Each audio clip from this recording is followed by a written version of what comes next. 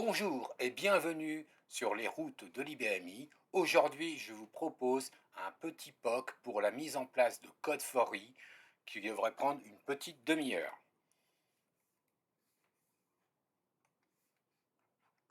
Un petit POC pour mettre en place Code for E et je pense que ça devrait prendre, si tout va bien, j'espère, une petite demi-heure de votre temps. Eh bien, je vous dis à tout de suite. Alors nous voici dans le descriptif de notre petit POC qui j'espère en une petite demi-heure, voire 45 minutes, nous allons passer vers toutes les étapes pour vous permettre de faire un bienvenue à l'IBMI depuis Code for E. La première étape, ça va être l'installation. Nous sommes ici, nous allons commencer. Nous allons installer Visual Studio Code et bien sûr d'autres extensions. Je vous rappelle que Visual Studio Code a besoin d'extensions pour travailler et notamment Code for E. Nous allons voir qu'il va en avoir plusieurs qui font partie du package Code for E et qui sont adaptés à Code for E et pour vous permettre d'utiliser l'IBMI de la meilleure façon depuis Visual Studio Code. Ensuite, nous allons passer par une phase de connexion. Nous allons nous connecter sur notre IBMI et pour cela, nous allons utiliser le protocole SSH et bien sûr, pour ce faire aussi, nous avons besoin d'un profil IBMI. Ensuite, une fois que c'est fait, nous allons configurer ce qu'on appelle un peu plus ou moins, moi ce que j'appelle le projet. Ça va se faire au travers de profils, une notion de code for E, pour plus ou moins paramétrer un projet. Et c'est quoi un projet? Finalement, ça va être la fameuse liste de BIB au sens IBMI qui nous sert à profiler nos environnements. Enfin, des filtres sur les ressources de l'IBMI, les ressources natives de l'IBMI. Alors ça peut être en premier lieu des membres sources, bien sûr, c'est ce qui nous intéresse, mais aussi des objets de l'IBMI, pourquoi pas des objets qu'on a compilés ou des objets qui vont nous servir de référence pour des notions de configuration, par exemple des data arrays, des choses comme ça. Et en plus, chose appréciable, on va pouvoir configurer des raccourcis sur des raccourcis sur des dossiers de l'IFS. Et en fait, là, on va pouvoir adresser, à mon sens, tout ce qui est l'aspect documentation, les fichiers XML qu'on aura besoin dans certains projets. Maintenant, on fait des projets assez élaborés, beaucoup plus élaborés. Une fois qu'on a fini ça, eh ben, on peut directement passer en phase d'édition. On va éditer nos codes, nos fichiers sources. Voilà. Une fois qu'on a fait ça, on va les compiler directement depuis l'IBMI, depuis Code for E, excusez-moi. On va les compiler sur l'IBMI directement depuis Code for E. Deux options. On n'a pas trop de chance, c'est KO, on a des problèmes, des erreurs de syntaxe dessus. Depuis Code for E, l'IBMI va nous renvoyer des listes d'erreurs où on va pouvoir potentiellement voir ce qui ne va pas, diagnostiquer ce qui se passe pour rééditer jusqu'à la phase de compilation, jusqu'à temps que c'est OK. Une fois que ça sera OK, on va utiliser la notion d'action pour pouvoir potentiellement appeler notre code ou voir appeler des tests units ou des choses comme ça pour tester ce qu'on a fait, réaliser. À noter, on n'a pas la possibilité de débugger depuis directement Code for IBMI. Il faudra aller sur une session 5250 ou utiliser le débugger graphique de ACS. Voilà, si vous voulez bien me suivre, c'est maintenant. Nous voici sur la VM qui va nous permettre de faire le différent POC. 1. L'installation de Visual Studio Code. Ensuite, installation des extensions. Ensuite, connexion sur notre IBMI. Et enfin, lancement du programme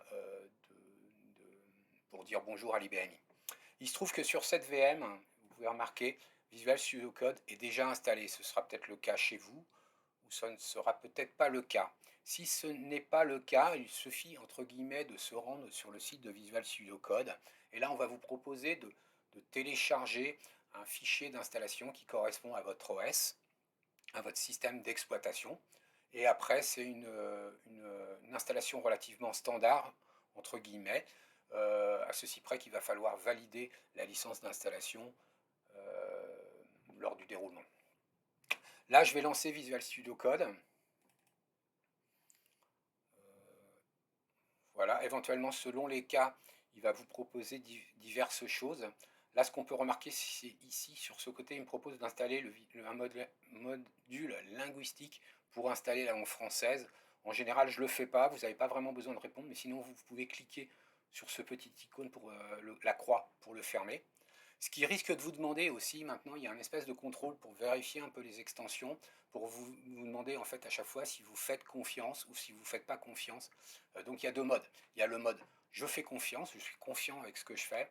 Vous voyez, tout est lancé, le debug est mis à jour et toutes les extensions qu'on va installer sont rendues actives en fait. C'est le modèle que j'ai activé en fait pour notre truc. Et il y a le modèle en mode restreint, on va dire. Et là, vous ne faites pas confiance. Donc, ce que ça va faire, c'est qu'à chaque fois, quand il va installer des extensions, il va vous demander, attention, est-ce que tu y crois, est-ce que tu y crois pas. Là, pour que ça soit plus facile, j'ai dit, ben, je rentre en mode confiant. En général, c'est ce que je fais sur mon poste, mais faites quand même attention si vous êtes sur une machine. Il y a très peu, il y a même quasiment pas de risque avec Code4i, mais en tous les cas, c'est bien qu'ils aient prévu ce mode-là pour faire attention quand même à ce qu'on installe. Ce qui va nous intéresser plus particulièrement, nous, c'est sur le côté gauche. Là, on n'a pas besoin d'installer Visual Studio Code, c'est fait, mais on a quand même besoin d'installer les extensions. Vous voyez, on a des icônes en fait sur le côté gauche qui correspondent à des panels en fait par rapport aux tâches qu'on veut réaliser. Là, typiquement, dans la première, on est en mode où on veut ouvrir des sources, on va aller voir un peu ce qui se trouve sur dans nos fichiers et compagnie, dans nos organisations de projets et compagnie. Donc là, ça va nous ouvrir un espèce de navigateur de fichiers, entre guillemets, un explorateur de fichiers. En dessous, on a des recherches, la petite icône pour faire des recherches. En dessous, le petit icône là, sur lequel je clique, c'est pour aller faire du Git. On verra ça très certainement plus tard, dans une autre séquence. Ici, on a un icône qui nous permet de lancer des runs d'applications, surtout quand on fait du JavaScript, des runs de debug, par exemple, quand on réalise des extensions, des choses comme ça. Ce qui nous intéresse, nous, finalement, c'est le dernier. C'est comme d'habitude quand on explique tout, mais après on dit c'est le dernier qui est intéressant. C'est le cas ici, c'est le petit carré, et cette icône, il va nous permettre d'aller, quand on veut installer des extensions, il va nous lancer le petit panel relatif à toutes les extensions. Dans ce panel, on a plusieurs filtres, on peut aller voir qu'est-ce qui a été installé. Vous voyez, je suis parti entre guillemets à vide, j'ai pas d'installation d'installer. Ensuite, il me propose, vous voyez ici, tout est il y a un espèce de classement sur la marketplace. Par défaut, il me dit, ben voilà toutes les extensions qui sont souvent téléchargées et qui potentiellement peuvent vous intéresser. Nous, on a une petite icône ici, une petite boîte de dialogue pour renseigner, pour faire des recherches sur ce qu'on veut installer. Donc nous, qu'est-ce qu'on veut faire? Ben, finalement, on veut faire de l'IBMI, donc on va taper IBMI, ce qui semble pas si mal que ça. Et vous voyez, il a été cherché assez relativement rapidement toutes les extensions où il a trouvé le mot IBMI. Enfin, je ne sais pas trop comment c'est classé, si c'est classé avec des tags d'ailleurs, ou si c'est classé avec une recherche textuelle dans la description de l'extension. Ça, je ne sais pas. Donc, je ne vais pas vous dire de bêtises. Voilà. Donc, voilà, il liste tout. Celle qui pourrait nous intéresser par défaut, qui va vraiment nous intéresser, qui est vraiment la pièce maîtresse de la solution qu'on voit aujourd'hui, c'est Code4IBMI. Ça pourrait suffire. En général, moi, je propose plutôt d'installer IBMI Development Pack, qui est en fait, c'est quoi IBMI Development Pack? C'est un pack d'extensions. C'est 12 extensions en fait qui ont été mis ensemble justement par la communauté qui développe et qui maintient Code4IBMI. Ils ont fait un espèce de pack pour rendre les choses plus faciles à nous, développeurs IBMI. Comme ça, de fait, en un coup, on installe tout ce qui pourrait être nécessaire et suffisant pour travailler. C'est vraiment ce qu'on va faire aujourd'hui, c'est ce qui est le plus simple. Après, vous voyez, on peut peut-être potentiellement, on installe des trucs qui ne vont pas nous servir, style COBOL. Si on ne fait pas de COBOL, on n'en a pas besoin. Mais je vous conseille pour l'instant, moi, en tous les cas, ce que j'aurais tendance à dire, c'est d'installer tout. C'est ce que je fais en général. Ça prend pas tant de place. J'ai été un peu vite de place sur le disque. Ce que j'ai fait, j'ai été un peu vite, j'ai cliqué, vous voyez ici, il y avait marqué installe, j'ai cliqué dessus, et là, vous voyez, il est en train de réaliser l'installation. On va attendre quelques minutes, ça va être fini. Voilà, c'est fini. Quand c'est installé, vous voyez, il met ici l'icône install pour dire qu'il est installé. J'ai la possibilité, l'icône à côté, de rendre disable, c'est-à-dire de désactiver temporairement la portée de ces extensions, par exemple pour faire des tests ou pour tester une autre extension qui fera à peu près le même travail, des choses comme ça.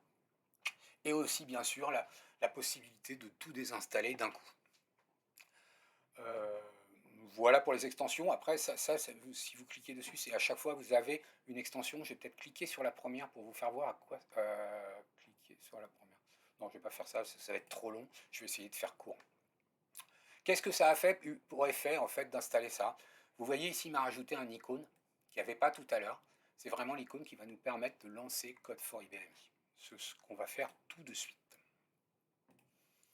Voilà, on a lancé Code for IBMI. Maintenant, nous allons pouvoir réaliser la deuxième passe, c'est-à-dire nous connecter sur un IBMI. Et ici, vous voyez sur le côté gauche, là, comme il n'a pas trouvé de connexion, il me propose de me connecter sur un IBMI. Donc je vais utiliser cette connexion. Je vais lancer ça. Il va me lancer un panel. Alors ça, je vais le fermer parce qu'on n'en a pas besoin. Ça, je vais le fermer aussi, comme ça on n'aura plus grand écran. Voilà, il me propose un panel. C'est typiquement à chaque fois qu'on fait ça, on a des boîtes de type de dialogue. Premier panel, qu'est-ce qu'il me demande? De donner le nom d'une connexion. Alors je vais l'appeler P8. Voilà. Ici, il va me demander le nom de host et le nom de la machine, host même s'il est par exemple déclaré dans... si on fait un ping par exemple P8 et qu'il trouve le P8, c'est ce qu'on mettrait ici, on mettrait P8 ou Power 8 ou j'en sais rien. Moi je vais utiliser l'adresse IP parce que sur cette VM on n'a pas un accès autrement. Ici il va me préciser le port SSH, en général c'est port 22. Sur certaines configurations, par exemple de type pub 400, ça serait port 2222. C'est fait pour éviter, justement, surtout sur des machines qui sont mises sur l'internet, pour éviter d'avoir des appels intensifs, des tests sur le port 22. En fait, donc, bon, une parade, c'est de mettre 2222. Je ne sais pas si ça a un effet probant, parce que j'imagine que tout le monde teste le 2222 aussi, mais bon, en tous les cas, c'est fait comme ça. Le username, ben là, c'est carrément le nom de mon profil. Hein. Donc, moi, je vais me connecter avec mon profil YV. Ici, il me demande un password. Je vais taper mon password. Alors, c'est le password de mon profil sur l'IBMI, hein, on est bien d'accord. Ici, je vais lui mettre Save Password. Voilà, c'est pas ce que je conseillerais toujours de faire, mais en tous les cas, je vais faire comme ça. Là, on a utilisé la première connexion de type SSH qu'on pourrait faire. Ce qu'on verra après, dans une autre séquence, peut-être, je vous ferai voir comment utiliser les clés privées et les clés publiques. C'est en fait utiliser le système qui permet via SSH de se connecter sans mettre son mot de passe, juste avec un échange de clés publiques et clés privées entre le client et le serveur. On ne va pas faire ça. Une fois qu'on a fait ça, alors soit on fait un save exit parce qu'on veut paramétrer plusieurs connexions, ou soit on veut directement se connecter. C'est ce qu'on va faire maintenant. On va se connecter. Ici, il est en train de faire tout un tas de trucs pour nous dire ah ben, c'est bon, ça marche, ça marche. Donc, il faut être un peu patient. En général, ça va relativement rapidement. Il va chercher les diverses ressources directement sur l'IBMI. Et voilà. Il nous propose ici, vous voyez sur le côté gauche, là je vais remettre mon anglais, de paramétrer, de configurer cette connexion. On ne va pas le faire, je vais le laisser par défaut. Je vais juste ouvrir le panneau de configuration pour vous faire voir les choses qu'il y a à faire. Voilà. Potentiellement, il faudrait changer cette temporary librairie. Il y a des choses à faire. En général, il n'y a rien. Moi, je vais le laisser par défaut pour vous faire voir qu'en le laissant par défaut, ça marche tout à fait. On n'a pas trop de problèmes. Et on passera peut-être une autre séquence encore pour approfondir le sujet, peut-être pour passer sur tous les profils, toutes les settings qu'on peut faire au niveau de la configuration. Voilà, pour échanger dessus et pour peut-être la parfaire. Voilà, je suis connecté. Maintenant, vous voyez, il m'a ouvert là je suis encore sous mon onglet. Il m'a créé un nouvel onglet en fait ici. En fait, ce qu'il a fait à la connexion, il a lancé ce qu'on appelle DB2 C'est une autre extension qui va permettre de manipuler les items d'une database. C'est relativement un peu un mix de ce qui se fait dans ACS schéma et ce qui se fait dans ACS au terme d'exécuter des requêtes SQL. Ici, il y a une première partie, la partie tout en haut là, ça va vous donner l'accès, par exemple, vous voyez, à un espèce de tutoriel pour prendre en main le truc, à poser des issues pour des reviews, par exemple, pour aussi aller voir des reports sur des bugs, en fait, clairement. Voilà. Nous, on ne va pas en parler aujourd'hui.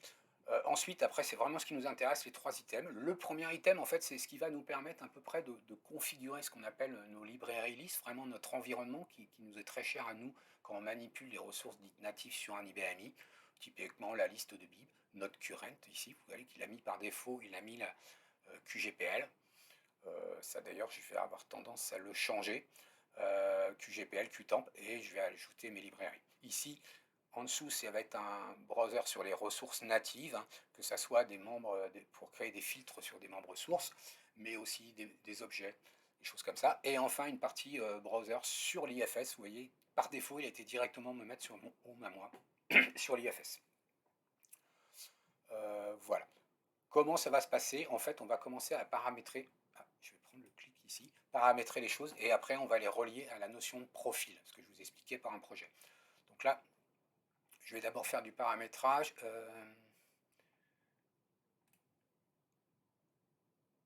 Je sais plus. Voilà, je vais la changer. Je vais changer la current. Je vais déjà mettre que c'est YV. Je vais mettre que c'est ma current librairie. Ici, je vais pouvoir avoir un icône là pour ajouter une bibliothèque dans ma librairie list. Je vais mettre YV. Je ne sais pas si c'est un peu double emploi puisqu'elle est dans ma current. Hein. Voilà. Je vais m'arrêter là pour les précisions. Voilà, je pourrais mettre d'autres bibliothèques, par exemple des bibliothèques qui me permettraient d'aller sur mes ressources. Je vais quand même... bon non, je vais laisser comme ça pour l'instant. Ensuite, je vais paramétrer ce qu'on appelle mes filters. Il me propose de créer un filtreur. Ce que je vais m'intéresser, moi, c'est d'aller voir mes sources. Je vais en créer un premier pour aller chercher les sources d'YV. Oui, je mets ça comme ça. Je peux mettre un S si je veux être un peu plus français. Il va me demander quelle librairie. Ce qui m'intéresse, c'est les librairies YV. Là, potentiellement, je pourrais faire un filtre sur tous les objets de type NetQ étoile pour aller chercher que les objets de type QRPG, la SRCE, QSSC, SRCE. Là, je vais laisser par défaut. Ici, il va me dire, mais tu veux quoi comme tu veux filtrer sur quel type d'objet? Effectivement, je vais lui mettre SRCPF. Parce que moi, ce qui m'intéresse ici, c'est de retourner seulement les sources files. Ici, je vais sélectionner les membres, je vais laisser par défaut, je pourrais prendre tout. Typiquement, c'est ici, par exemple, si on a, par exemple, si on travaillait sur la facturation et que dans notre entreprise, on avait des filtres sur les membres ressources et les objets mis, par exemple, avec un suffixe de type fac. Ici, je mettrais fac étoile et comme ça, du coup, je pourrais plus ou moins canaliser sur mon projet. Je fais Save Setting. Si tout va bien, dès que je vais cliquer ici, il va aller me chercher mes membres ressources, vous voyez, il va me chercher directement mes membres ressources. Voilà, il m'affiche mes membres ressources, donc je vais vous faire voir, puisque si je clique sur un, il me ramène la ressource, vous voyez, il travaille un peu, il se connecte, il va me chercher les infos. Voilà, j'ai fait une première paramétrage. Bon, j'ai fait que sur les membres. Imaginez qu'ici, vous avez les trucs pour créer un fil. Par exemple, je pourrais en créer un sur les objets, par exemple, si je voulais faire ça. Là, ici, j'ai une deuxième option, c'est sur le browser. Ce que je vais faire, c'est juste pour vous faire voir comment ça marche sur un browser. Par exemple, je vais aller filtrer dans mes projets. Je vais dire que je travaille sur message, par exemple, et je vais cliquer droit ici. Et je vais l'ajouter en tant que raccourci de l'IFS. Qu'est-ce que ça a fait? En fait, vous voyez, si je diminue ça, ça m'a ajouté un truc. Là, potentiellement, j'ai paramétré, j'ai pas dit, mais on peut ajouter aussi des variables... des variables, je ne sais plus où c'est trop exactement, mais on peut ajouter des variables dans ce projet. Voilà. Une fois que j'ai fait ça, qu'est-ce que je me dis? Ben, je me dis finalement j'ai vachement bien bossé et quand je vais revenir demain, j'aimerais bien ne pas avoir à retaper tous ces trucs, ces précisions. Qu'est-ce que je vais faire? Je vais dire, bah, moi ça me va bien, tout ce que tu as fait ici, tu vas me le conserver dans un profil. Le profil, je vais l'appeler YV par exemple. Voilà. Et je l'ai conservé dans un profil. Il m'a rajouté un item, si vous voyez au-dessus là, avec mes profils. Ça, c'est mon profil actif. Je vais vous faire voir après, tiens, on travaille sur un autre projet, on travaille sur un autre projet, on va dire formation, par exemple, on travaille sur formation 1. Qu'est-ce que j'ai besoin pour formation 1? Je vais besoin d'ajouter, euh, je me suis trompé, c'est pas ça que je voulais faire. Si c'était ça, n'importe quoi, je sais pas pourquoi, je me dis que je me suis trompé. Je vais ajouter la bibliothèque formation 1, par exemple. Il me l'ajoute dedans, et ma bibliothèque où il y a la database qui s'appelle BD20. J'ajoute ces deux trucs. Ici, euh, potentiellement, je vais rajouter un autre filtre.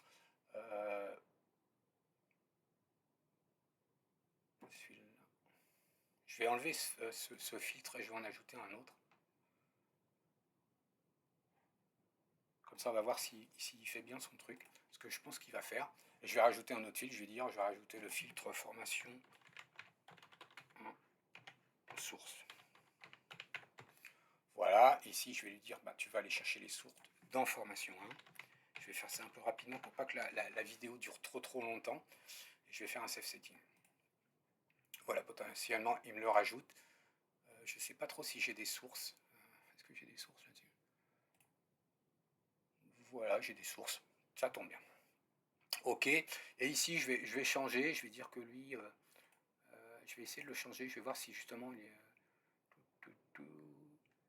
je vais l'enlever. Et je vais rajouter ici. Je vais faire comme ça. Je ne sais pas, en fait, je l'ai jamais fait comme ça. Je vais voir s'il conserve. À mon avis, il va les conserver. Et je vais prendre, je lui dis, tiens, c'est cool, je vais travailler sur c'est cool. Voilà, je lui mets un lien ici. Je vais vous faire voir, on voit très petit. Voilà, c'est ça. Voilà. Et ça, je me dis, ben, j'ai super bien bossé, là, encore une fois, vraiment, je bosse super bien. Et ça, tu vas, ces settings, tu vas me les mettre dans formation 1.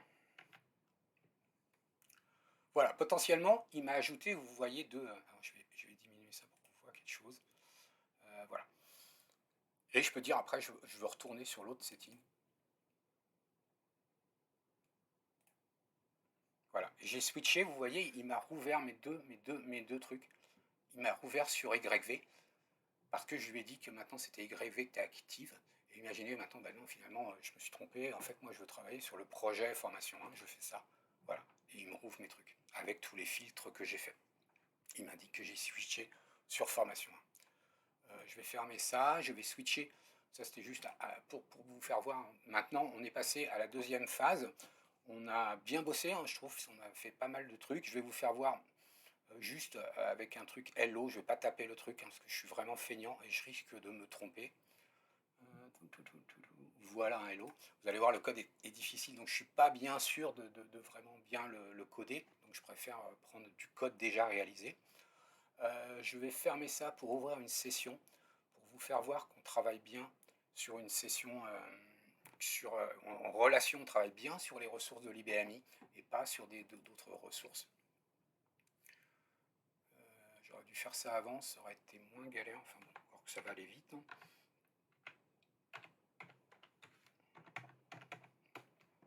Voilà, strpdm 3. Je fais un 5 sur hello. Vous voyez, il y a c'est cool. Je vais retourner sur mon ici. Je vais modifier. CTRL S. Je vais sur ma session 5, j'ai modifié. Donc c'est vraiment ce que je vous expliquais. On peut vraiment, quelqu'un qui travaillerait par exemple sur SE et des personnes qui travailleraient sur Visual Studio Code. Bon alors bien sûr c'est ce qu'il faut faire dans toutes les autres organisations. Il faut faire attention bien sûr de ne pas travailler en même temps sur une même source, parce que là effectivement c'est pas terrible, surtout si on travaille sur un gros source, qui est qui a raison, qui n'a pas raison. Mais en tous les cas pour le reste techniquement c'est possible. Voilà, donc je vais sortir de ça. Ici, vous voyez, je peux éditer mon source. Alors, je ne vais pas vous faire voir toutes les commandes, mais j'ai le control space, par exemple, qui me permet, alors, il ne me permet pas grand-chose. Mais, en l'occurrence, je vais faire un truc comme ça. Vous voyez, ici, il va me bon, déjà mes variables. Si j'avais des procédures, il me citerait mes procédures, par exemple. Si j'avais un include, il me proposerait les choses qui sont dans mon include. Voilà, et compagnie. Ça, on verra tout ça. Là, on sera dans le modèle avancé. Là, on est dans le modèle basique pour l'instant. Voilà. On fait un programme, ce qu'il y a de plus simple. Après, pour le compiler, une fois qu'on a fait ces modifs, qu'on a édité, on fait CTRL-E. Ouais, il faut sauvegarder avant, toujours, avant de lancer une action, c'est toujours mieux. Et là, vous voyez, il vous propose directement des trucs pour aller le compiler. Bon, ce qui va m'intéresser, moi, c'est de lancer un bon programme. Il me dit qu'il a été lancé, mon programme. On va retourner sur une session et voir si effectivement je sais vraiment programmer. C'est un bon test, ça c'est vraiment pour voir si je sais encore faire des programmes. Je vais faire je ne sais pas si elle est en ligne, je ne crois pas ici.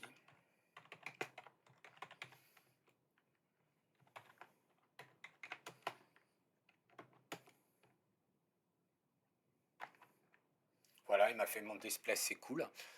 Ça va, je maîtrise, je suis super content. J'ai réussi à faire un programme, j'ai vraiment bien bossé. Voilà. Alors là, je me dis, j'ai la super idée du siècle, c'est les noms de variables, ils sont pas terribles, je ferais mieux d'ici de dire que c'est une variable locale. Voilà, je vais la déclarer en variable, ici je vais la dire que c'est une variable locale, voilà. Donc je fais LMSG, je ne sais pas ce que j'ai fait ce midi, je fais CTRL S, voilà, j'ai conservé. Et maintenant je vais faire CTRL E pour compiler. Je fais une petite compile, et vous voyez là, là c'est quand même, alors je vais faire avec ça, c'est pas terrible, il ne crée pas le programme là, il m'a dit il y a un petit problème. Il y a ce premier problème, je peux cliquer ici sur Show Output, et voilà, il va me chercher le source du programme, premier truc. Ensuite, ici, j'ai un onglet qui me permet d'aller voir les problèmes. Je clique, alors avec ça, je ne peux pas cliquer, je clique ici. Voilà, il me fait les programmes. Je fais ici, il va se positionner sur la ligne, vous voyez. Voilà, il va se positionner sur les lignes à chaque fois que je clique. Deuxième façon de faire. Ici aussi, vous pouvez remarquer qu'ici, tout à l'heure, il l'avait laissé. Là, il l'a mis en rouge. Il m'a mis un petit 3 pour me dire, bah vraiment, dis donc, tu as 4 lignes dans ton programme, tu as déjà 3 erreurs. Il faudra que tu ailles faire une formation chez Volubis, hein, je pense. Voilà. Et bon, il met aussi dans le texte directement mes erreurs. Bon, là, je me suis rendu compte, j'ai demandé à un de mes collègues, il m'a dit non, non, ça ne va pas du tout, tu t'es trompé. Donc je vais corriger comme ça, on va voir si ça marche. CTRL space, effectivement, c'est message. Je vais faire un CTRL S, je vais relancer une compilation. Voilà. Il compile, c'est tout bon. On va relancer le programme, peut-être pas. Ce que je vais faire, c'est du coup, je vais le modifier pour faire voir qu'il sait faire des modifs. Hein. Je vais refaire un petit coup de CTRL E. Là, il me dit, il faut sauvegarder, c'est mieux. Voilà. Et là, je vais l'appeler d'ici, juste pour clôturer cette session. Je vais faire un DSP job. Je vais faire un petit coup d'F10. F10. Et voilà, il a pris ma modif. Qu'est-ce que je peux vous faire voir d'autre?